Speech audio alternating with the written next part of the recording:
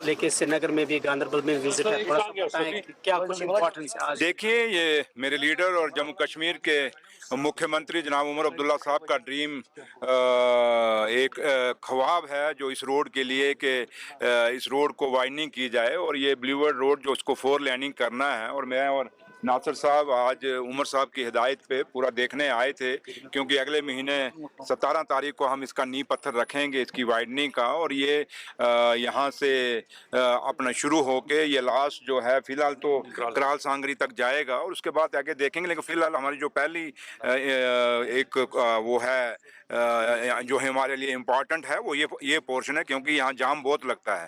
तो एक बोटलनेक भी यहीं पे है, तो लिहाजा इसको हम वाइडनिंग के लिए पहले यहीं से 4 लेनिंग के लिए शुरू कर रहे हैं। क्योंकि उमर साहब का 2014 से पहले जब उनकी सरकार थी उसमें भी उन्होंने सोचा था, लेकिन फिर सरकार बदल गई। फिर 11 साल यहाँ पे एक ऐसी सरकार रही बीजेपी और पीडीपी की जो सिर्फ बातों से उन्होंने सरकार चलाई।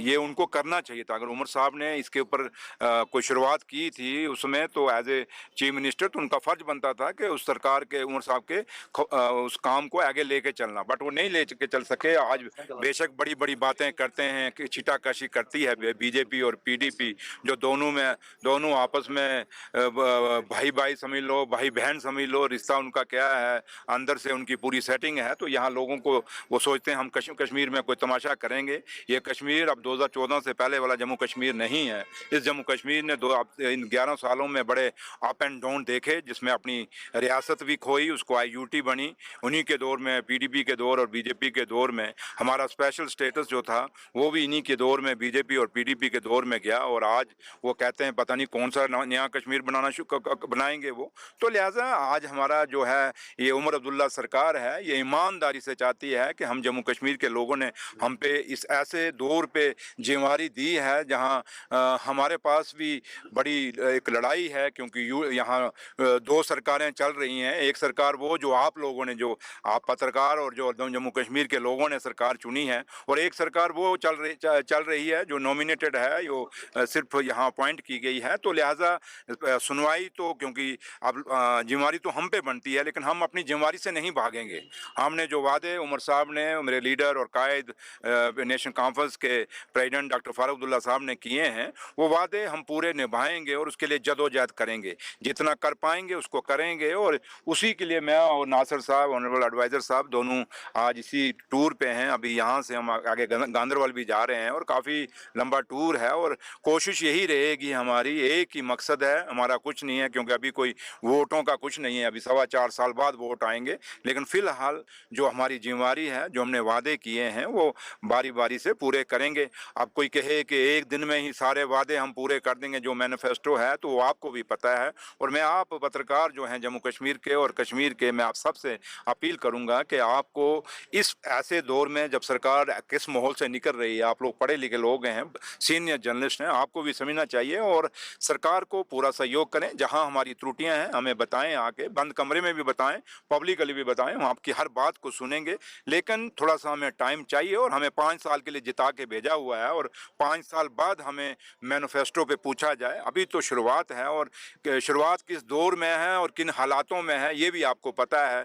सिर्फ फ़र्क इतना है, कुछ चीज़ें अभी हम बोल नहीं रहे। अभी भी हमें उम्मीद है कि हिंदुस्तान के प्राइम मिनिस्टर साहब ने जो वादा जम्मू कश्मीर के लोगों से किया हुआ स्टेट का, वो जल्दी देंगे। और अभी आप पिछले चंद रोज पहले देखा हमारे जो लोगों के सेब का खेती करते हैं, आज कितना नुकसान हुआ। जो पीछे फ्लड आया, पूरा गाड़ियाँ तबाह हो गई, गाड़ियाँ सड़कों पे खड़ी रही, कई लोगों के बागों में सेब लगे हुए, कोई लेने के लिए नहीं आया। एक बहुत बड़ा नुकसान हुआ है। जम्मू सूबे के अंदर आपने देखा सब कुछ तबाह हो गया, पुल गिर गए, सड़कें गिर गई और वहाँ लोगों की फसलें तबाह हो गई। और ये काफ़ी सारे नुकसान हैं जिसके लिए हम उम्मीद करते हैं कि प्राइम मिनिस्टर साहब जम्मू कश्मीर को बहुत बड़ा पैकेज देंगे। जब 2014 में सैलाब आया था कश्मीर के अंदर, उसमें 80,000 करोड़ का एक पैकेज मोदी साहब ने दिया था। लेकिन उस समय की जो सरकार थी वो हमारी तो थी नहीं, नेशनल कॉन्फ्रेंस की तो थी नहीं, उस समय की सरकार थी बीजेपी और पीडीपी की। अब वो 80,000 करोड़ का आज तक भी हिसाब नहीं दे रहे। भले इनको पूछिए पिछला अपना हिसाब दीजिए, वो 80,000 करोड़ आपने कहाँ छोड़ा? क्योंकि कश्मीर में जिसको पूछो, जिसको जिनके नुकसान सैलाब में हुए, किसी को कोई कुछ नहीं मिला। आज भी उनका पैसा खुर्द-बुर्द हो गया है। लेकिन फिर भी हम कहेंगे कि आज उससे दुगने पैकेज की जम्मू कश्मीर में ज़रूरत है। ऑनरेबल प्राइम मिनिस्टर साहब करेंगे और पैकेज देंगे, ये उम्मीद हम उनसे रखते हैं। और जम्मू कश्मीर की सरकार को काम करने में एक फ्री हैंड मिलेगा स्टेट का दर्जा दे के, ये उम्मीद हम ऑनरेबल प्राइम मिनिस्टर साहब से रखते हैं। और चौधरी साहब, चूंकि आज कैबिनेट की मीटिंग हुई, लेकिन मीटिंग से पहले हमने कल देखा लीडर ऑफ अपोजिशन, बाकी जितने भी बीजेपी की जम्मू कश्मीर की लीडरशिप है, उन्होंने कोई उम्मीद जाहिर नहीं की इस मीटिंग से। बड़ा तनकीद किया गया नेशनल कॉन्फ्रेंस को। आज की मीटिंग के बारे में जो लोग इस जम्मू कश्मीर को बर्बाद करने में शामिल हैं, जिनकी बात आप कर रहे हैं एलओपी साहब की, वो उसी पीडीपी और बीजेपी की सरकार में मंत्री थे। उनको बताइए आपने स्पोर्ट्स में क्या, स्पोर्ट्स भी तो उनके पास था, कितने ट्रांसपोर्ट उनके पास था, कितने महकमे थे, क्या किया उन्होंने उसमें 2014 में? थोड़ा हिसाब दे दें। हमारा तो 10 महीने हुए हैं और 11 साल एलओपी साहब को मेरी तरफ से पूछना, कहना लखनपुर से लेके काजीकुंड तक आपका नेशनल हाईवे पानी के आगे टिक नहीं सका। और जो सड़कें और जो पुल शेर कश्मीर शेख मोहम्मद अब्दुल्ला साहब ने बनाए, डॉक्टर फारूक अब्दुल्ला साहब के दौर में बने, चाहे उमर साहब के दौर में बड़े, क्यों तवी का पुल क्यों नहीं टूटा? तभी गुजर नगर का पुल क्यों नहीं टूटा? चौथा ब्रिज क्यों नहीं टूटा? आपका सिदरा ब्रिज क्यों नहीं टूटा? हमारी पूरा नेशनल हाईवे जो पुरानी सड़कें बनी क्यों नहीं टूटी? इनके पूरे के पूरे पुल भी गिर गए, इनकी सड़कें भी गिर गई। हमारे दौर में कभी भी सेब के जो खेती करते हैं किसान, उनको इतना कभी नुकसान नहीं हुआ जो इनकी वजह से हुआ। क्योंकि ये नेशनल हाईवे जिसके रोज ये गुण गाते हैं 11 साल के, ये इन्हीं का तो बनाया हुआ है।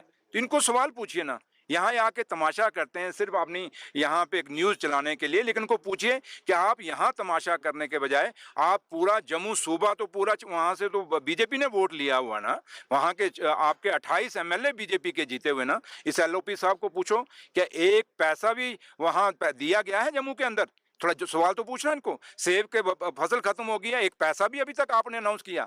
आप करते बढ़ते कख नहीं, सिर्फ आके सुबह आके पता नहीं घर से लड़के बीवियों के साथ आते हैं और यहाँ आके बातें करना शुरू करते हैं। गुस्सा आके नेशनल कॉन्फ्रेंस में निकालते हैं। इनको बोलिए भैया अगर घर में कोई लड़ाई होती है तो घर में ही गुस्सा निकालो, नेशनल कॉन्फ्रेंस में क्यों उतारते हो? हाँ, हमें स्टेट का दर्जा दे दीजिए एलओपी साहब, देखिए फिर क्या होता है। थैंक